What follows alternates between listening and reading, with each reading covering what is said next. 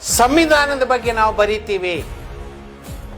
ಸಂವಿಧಾನದ ಆಶಯಗಳಾದ ಪ್ರಜಾಪ್ರಭುತ್ವ, ಸಾಮಾಜಿಕ ನ್ಯಾಯ, ಮಹಿಳೆ, ಈ ರೀತಿ ಅನೇಕ ವಿಚಾರ, ಫೆಡರಲ್ ವ್ಯವಸ್ಥೆ, ಈ ವಿಚಾರಗಳ ಬಗ್ಗೆ ಆಸಕ್ತಿ ವಹಿಸಿ ನಾವು ಎಸ್ಸೆ ಬರೀತೀವಿ ಅಂತ ಬಂದಿದ್ದೀವಿ. ನಾನು ಅಂದ್ಕೊಳ್ತೀನಿ, ಈ ದೇಶಕ್ಕೆ ನೀವೇ ಭವಿಷ್ಯತ್ತು.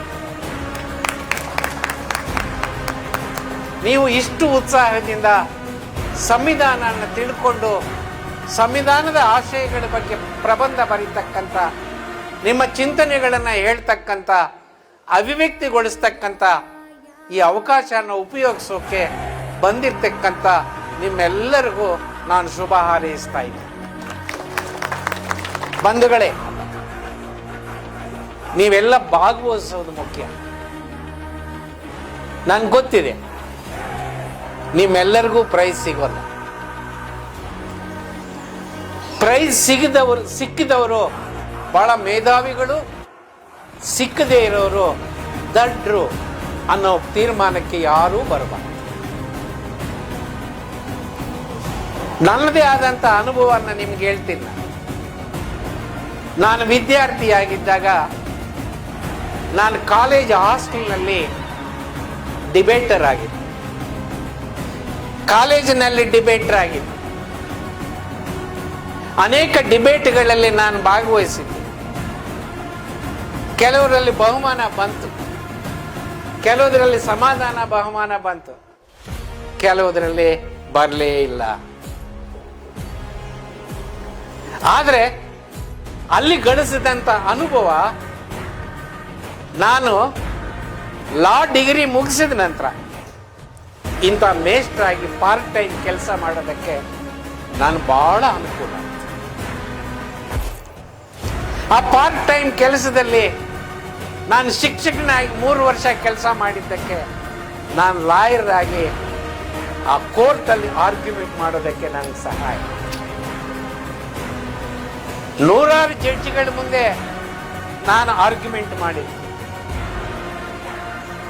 ದೆಹಲಿನಲ್ಲಿರ್ತಕ್ಕಂಥ ಸುಪ್ರೀಂ ಕೋರ್ಟ್ 9 ಜನರ ನ್ಯಾಯಮೂರ್ತಿಗಳ ಬೆಂಚ್ ಮುಂದೆ ನಾನು ಧೈರ್ಯವಾಗಿ ಎದೆ ತಟ್ಕೊಂಡು ಆರ್ಗ್ಯುಮೆಂಟ್ ಮಾಡುವಂತ ಶಕ್ತಿ ನನಗೆ ಕೊಟ್ಟಿದ್ದು ನಾನು ವಿದ್ಯಾರ್ಥಿಯಾಗಿ ಡಿಬೇಟ್ನಲ್ಲಿ ಭಾಗವಹಿಸಿದ್ದು.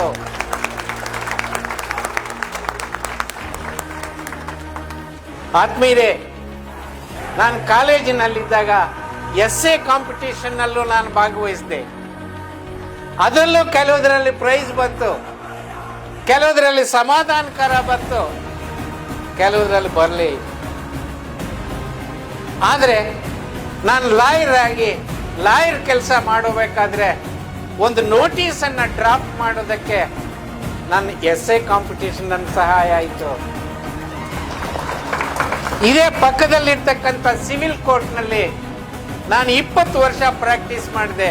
ದಾವಾಗಳು ಬರೆಯೋದಕ್ಕೆ ನನಗೆ ಅನುಕೂಲ ಆಯಿತು. ಈ ಕಡೆ ನೋಡಿದರೆ ಹೈಕೋರ್ಟ್ ಇದೆ. ಹೈಕೋರ್ಟ್ನಲ್ಲಿ ರಿಟ್ ಪಿಟಿಷನ್ ಬರೆದು ಸಮರ್ಥಕವಾಗಿ ಕೇಸನ್ನು ನಡೆಸೋದಕ್ಕೆ ಸಾಧ್ಯ ಆಗಿದ್ದು ನಾನು ವಿದ್ಯಾರ್ಥಿಯಾಗಿದ್ದಾಗ ಎಸ್ಸೆ ಕಾಂಪಿಟೇಷನ್ನಲ್ಲಿ ನನಗೆ ಸಿಕ್ಕಿದಂಥ ಅನುಭವ. ಹಾಗಾಗಿ ಪ್ರೈಸ್ ಬಗ್ಗೆ ಯಾರೂ ತಲೆ ಕೆಡಿಸ್ಕೋಬೇಡಿ. ಆದರೆ ನಿಮ್ಮೆಲ್ಲರಿಗೂ ಈ ಕಾಂಪಿಟೇಷನ್ನಲ್ಲಿ ಭಾಗವಹಿಸೋದ್ರಿಂದ ಒಂದು ಅನುಭವ ಸಿಗುತ್ತೆ. ಆ ಅನುಭವದ ಕಿಮ್ಮತ್ತೇನು ಅಂತಕ್ಕಂಥದ್ದು ಇವತ್ತು ನಿಮ್ಗೆ ಗೊತ್ತಾಗಲ್ಲ. ಆದರೆ ಮುಂದೆ ನಿಮ್ಮ ಬದುಕಿನಲ್ಲಿ ನೀವು ಬೆಳೆದಂಗೆ ಬೇರೆ ಬೇರೆ ಕೆಲಸಕ್ಕೆ, ಬೇರೆ ಬೇರೆ ವೃತ್ತಿಯಲ್ಲಿ, ಬೇರೆ ಬೇರೆ ಸಂದರ್ಭದಲ್ಲಿ ಅದು ನಿಮ್ಗೆ ಸಹಾಯ ಆಗುತ್ತೆ. ಅದು ನಿಮಗೆ ಮಾರ್ಗದರ್ಶನ ಮಾಡುತ್ತೆ. ಅದರಿಂದ ನಿಮ್ಮ ಜೀವನ ಉತ್ತಮಗೊಳ್ಳುತ್ತೆ ಅಂತಕ್ಕಂಥ ಸದಾಶಯದಿಂದ ನೀವೆಲ್ಲರೂ ಈ ಕಾಯಕದಲ್ಲಿ ಭಾಗವಹಿಸಿದ್ದೀರಾ. ನಿಮ್ಮೆಲ್ಲರಿಗೂ ಒಳ್ಳೆಯದಾಗಲಿ, ನಿಮ್ಮೆಲ್ಲರಿಗೂ ಶುಭ ಆಗಲಿ. ಮತ್ತೆ ಮತ್ತೆ ಇಂಥ ಅನುಭವಗಳನ್ನು ಹೆಚ್ಚು ಪಡೆಯೋದರಿಂದ ಈ ದೇಶದ ಜವಾಬ್ದಾರಿಯುತವಾದಂಥ ನಾಗರಿಕರಾಗಿ, ಪ್ರಜೆಗಳಾಗಿ ನೀವು ಹೊರಹೊಮ್ಮಿ ಅಂತ ಹಾರೈಸ್ತಾ, ಇದಕ್ಕೆ ಸಹಕಾರ ನೀಡಿದ ಈ ಕಾಲೇಜಿನ ಪ್ರಿನ್ಸಿಪಾಲ್ರಿಗೂ, ಇಲ್ಲಿನ ಎಲ್ಲ ಶಿಕ್ಷಕರಿಗೂ, ಎಲ್ಲ ಸಿಬ್ಬಂದಿ ವರ್ಗಕ್ಕೂ ಮತ್ತು ಎಲ್ಲ ವಿದ್ಯಾರ್ಥಿಗಳು ನಾನು ಅಭಿನಂದನೆಯನ್ನು ಸಲ್ಲಿಸ್ತಾ ಇದ್ದೀನಿ, ಕೃತಜ್ಞತೆ ಸಲ್ಲಿಸ್ತೇನೆ. Wish you all the best.